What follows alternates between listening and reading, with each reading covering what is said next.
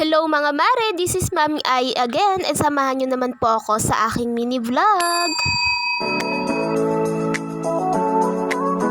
So for today's vlog nga mga mare, eto na naman nga ang maring Ai nyo at for the luto serye na naman nga kami. Wala na naman nga ako maisip na uulamin ngayon mga mare, kaya nga eto at mag-aadobong sitaw na nga lang Minsan ako. Minsan nga lang din pala ako makapagluto na eto mga mare kapag naiisipan nga lang at wala na nga choice kundi eto nga lang ang ulamin. Yun, nagayat-gayat ko na nga rin pala yung mga sitaw mga mare, eto nga at for the gisa na naman nga ang person at lumiliyab pa nga itong aming kawali. Number 10 na naman nga kasi itong aming super gatong mga mare, kaya nga feeling mo ay lilipad na nga rin itong aming kawali. O, diba?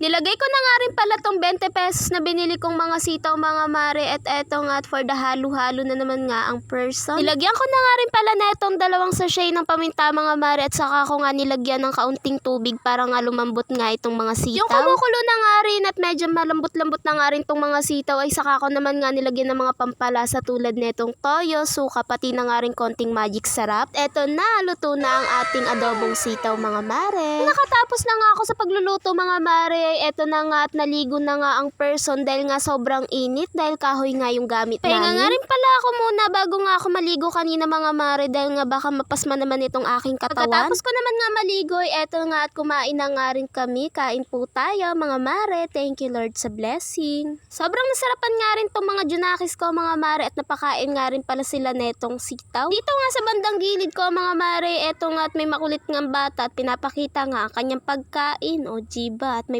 thumbs up pa nga. Gugutom na nga rin ako sa mga oras na to mga mare, kaya nga ang lalaki na nga rin ang aking subo.